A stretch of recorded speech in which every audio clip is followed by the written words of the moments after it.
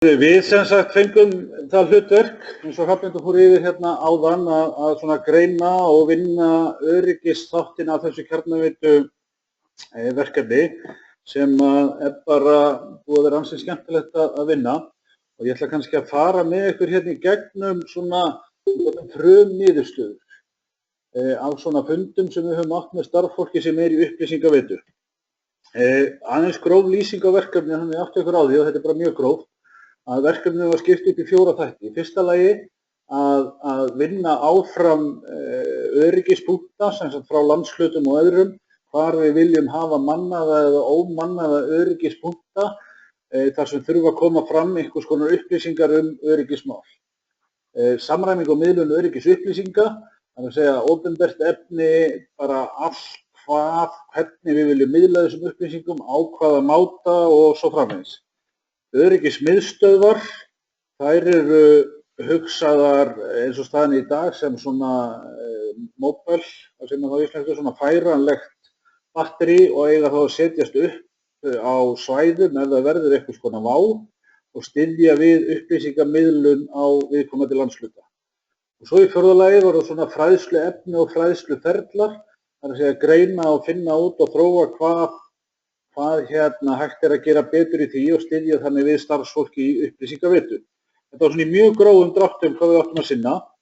Það sem við ákveðum að gera strax var að fara bara hringum landið, ekki þó í einum rúndi, og hitta á fólk og fá þau með okkur til þess að vinna þetta.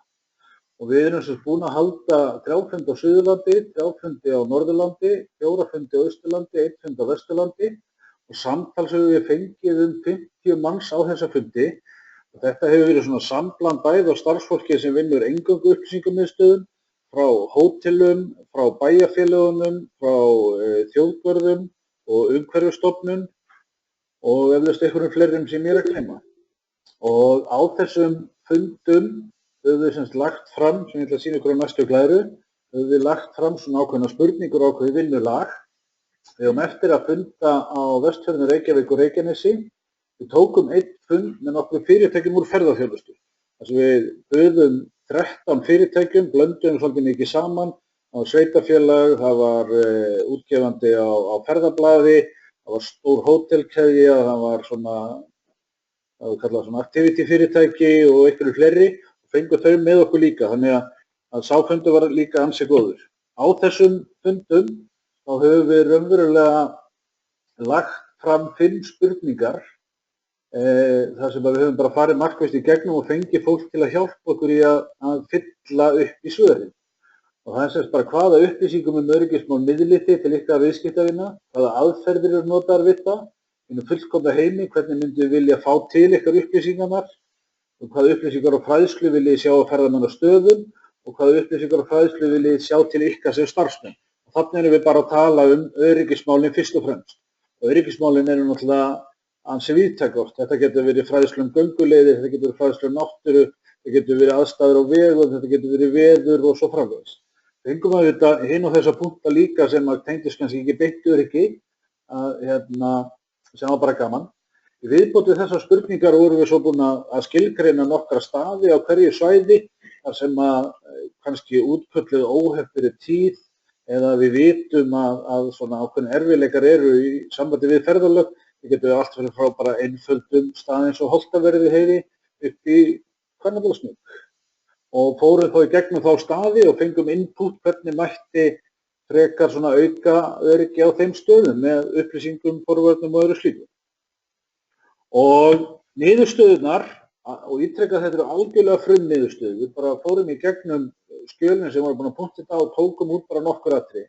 Það er ekkert sett hérna fram í forgangsröð og við eigum eftir að vinna nánari greiningu af þessu. Það sem við erum þó búin að gera strax er að þegar það hafa komið upp atriði sem við sjáum fram á, sjáum og finnum að eru svona, kannski afar brýn, þá höfum við sent áfram þessar ábendingar, eins og til dæmis á vegagerð, þar sem að hefur bara verið sagt, hér er bara atriði sem að við erum að fá mjög sterkt og vitum af að við þurfum að grípa til aðgerða þegar þetta gerir eitthvað. Það er svona aðeins strax byrjuð að deila frá okkur punktum sem við höfum fengið frá þessum landshlutum. Þetta er svona í grófum dráttum niðurstöður á nokkrum glærum og að langstærstu leyti það þannig að allir landshlutar, öll svæði eru að kljást við meira og minna það saman.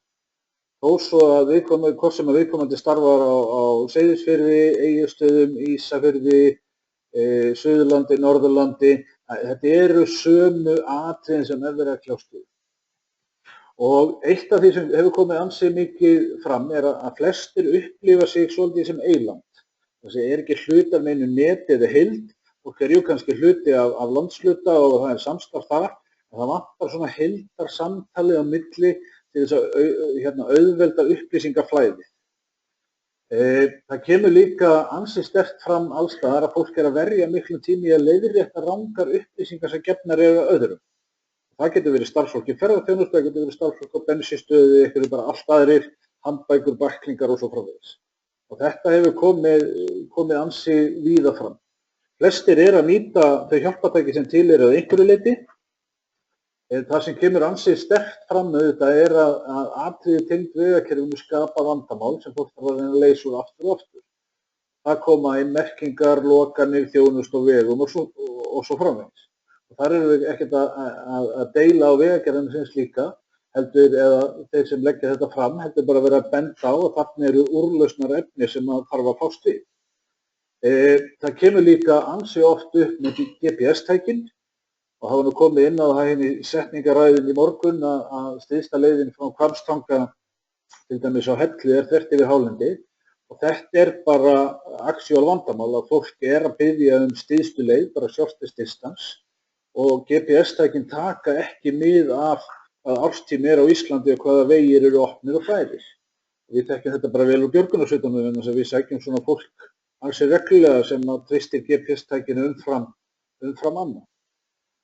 Það kemur líka mjög sterkt fram að það þurfa að nýta fleiri til þess að miðla réttum upplýsingum.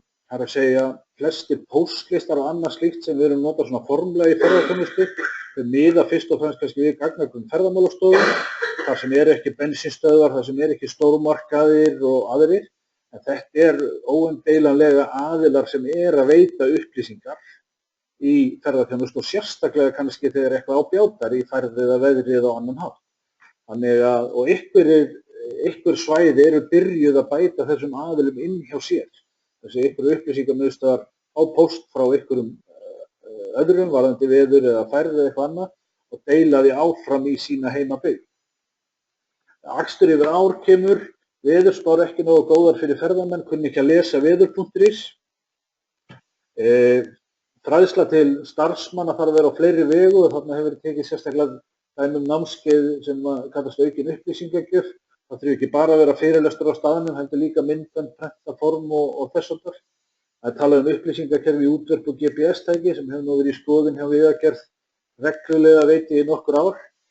Það mikið talað eðlilegum landverði, að fólki finnst vanta einhvern á staðnum sem getur gefið upplýsingar sem getur leiðbeint og merkingar á vöðum, leiðrétta markaðssetning og staðreyndir sem eru komna fram. Þetta hefur nú komið ansi víða fram, bæði sem sagt þetta komið inn í handbækur, þetta hefur verið í markaðsefni, ljósmyndir, búa til villandi leiðbeiningar hvernig má haga sér. Það tekið mynd af einhverjum sem að gera eitthvað og notaði flott markaðsefni og það talin þá eðlileg hegðun. Ég veit eins og að það búið að vera að leiðrétta þetta mjög mikið. Íslandsstofa fór í svona smá átak hvað það varðar fyrir 3-4 árum. Það talað fleiri vefmyndavélar, til dæmis á hálendisvegum, við Vöð, Hafnarfjall og fleiri staðir. Góð skilti við innganga hálendi sem útskýra aðstæður mjög vel. Aukið fræðslu á bílalegum bensínstöðvum. Það kemur svolítið fram og það kannski tengist svona markaðsefninu að tilfinningsfólk sem svo við séum svolítið búin að vissa stjórn á krátinu á fólkinu vegna samfélagsmiðla. Það að segja að fólk að taka myndir af sér við hinnar og þessar upplifanir eða aðstæður og þetta dreifist og talin bara að vera eðlileg ferðahegðun. Hvort sem það að hlaupa eftir öldunni í Reynisfjöru, standa út á Ísafirði, Jökulsárlóni eða út á Kletti í Hraunfossum eða eitthvað svoleiðis. Útskot koma auðvitað fram aftur og aftur þegar varðandi öryggismál þá virðist það vera svona eitt af stærri vandamálum varðandi umferð að fólk bara að stoppa hér og þar. Það kemur líka mjög sterkt fram að fólk vill fá svona miðlægan grunn eða bakenda starfsfólk í upplýsingaveitu. Það sem bara eitthvað gagnabanki eða svæði þar sem hægt að sækja öll gögn. Já, þetta var svona síðasta glæran hvað þetta varðar. Þetta eru auðvitað miklu fleiri punktar, en við reyndum svona að tína saman það helsta sem búið að vera að koma fram úr þessum fundum. Og þessi fundir hafa, eins og ég sagði áðan, verið ansi góðir. Þeir hafa bæði sannfært mann að það sem margt af því sem við erum að gera á réttri leið. Við hefur líka svolítið hjálpað til þess að kannski að beygja með verkefni sem verið að leggja á stað með eða lagt á stað með og fara kannski öllítið með því aðrar áttir.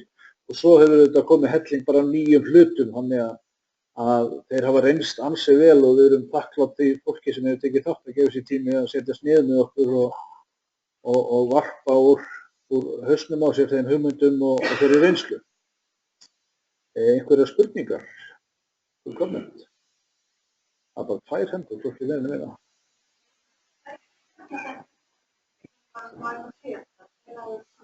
Já.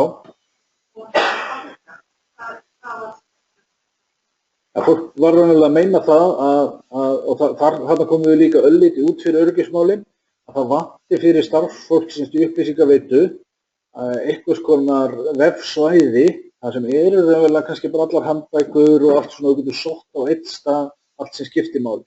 Þetta var auðvitað bæði tengt öryggismálum og líka almennt. Þannig og þetta, sko, það sem við gerum kannski öllítið með þetta og komum inn á betur í vinnustofun eftir hádegið, þá svona höldum við áfram með þetta og bendum á einhverja lausnir og tillögur, þannig ég hvet ykkur til þess að kíkja þar auðvitað við. Ég pluggi nú aðeins svona okkar vinnustofu fram yfir hinnar, en að kíkja endilega við og þar komum við með okkar lausnir og hugmyndir og allt þess að sem er. En það var verið að tala um þetta raunverulega.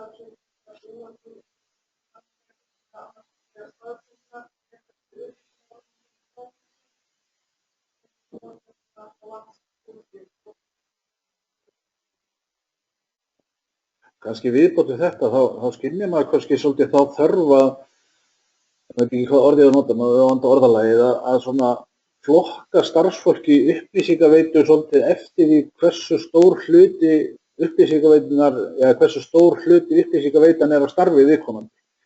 Þess að við erum með starfsfólk sem á bensínstöðum til dæmis, sem bara tek það sem dæmi, sem að lítur kannski ekki á sig sem hluta ferðaþjónustu eða upplýsingaveitu en það sannarlega. Og ég veit til að við erum búin að hanna 20 mínútna námskeið bara fyrir starfsfólki á bensínstöðum þar sem við erum að fara yfir bara helstu öryggismál. En við erum með 45 mínútna námskeið fyrir starfsfólki upplýsingaveitu, við erum búin að stytta þeim helming. Og að kenna fólki bara hvernig átt að lesa veðurspá, hvernig átt að skoða vefsíðu Vegagerðar, hvernig átt að tala við fólk og hvernig átt að upplýsa það. Þannig ég held að sé svolítið mikilvægt að horfa ekki bara til starfsfólki í upplýsingamiðstöðum, sem svona formlegar upplýsingamiðstöðar, heldur verðum við líka einhvern veginn að nálgast aðra hópa sem eru sannarlega að veita upplýsingar til ferðamanna, bæði innlendur og erlenda. Eitthvað fleiri? Já, Sigurður? Já, næstu skref eru sko á vinnustofunni, þannig að við pluggaði hana aftur, þannig að þú eru að skráða eða hjá okkur. Næstu skref eru svolítið að bæði halda fram að hitta þessa landshluta, greina þetta ennþá betur og við erum öllítið byrjuð á því strax að senda frá okkur ábendingar varðandi bara tveikstum dæmi, við sendum í Mývatn, ákveðin stað þar sem kom alveg sterkt upp þar og í ákveðið vandamál, við erum búin að ræða það eins og Vegagerðina, hvað hægt að gera þar. Og þannig að við svona reynum að klára þetta einhvern á haustdögum, seint á haustdögum. Við þurfum að hitta nokkra stofnanir og fyrirtæki og svona reyna saman að segja hérna eru niðurstöðunar, hérna það sem að fólk tilhöru þurfa að gera, hvaða lausnir getum við fundið til þess að mæta þessu. Þannig að við erum svona ennþá að greina og í framhaldinu setjast niður, tala saman meira og finna lausnir. Og til dæmis eins og að hitta ykkur, sko. ykkur báðar sem sitji hérna hlið við hlið frá Veðurstofunni. Þannig að það er svona næstu skref. Fleiri spurningar? Bara takk fyrir mig þá.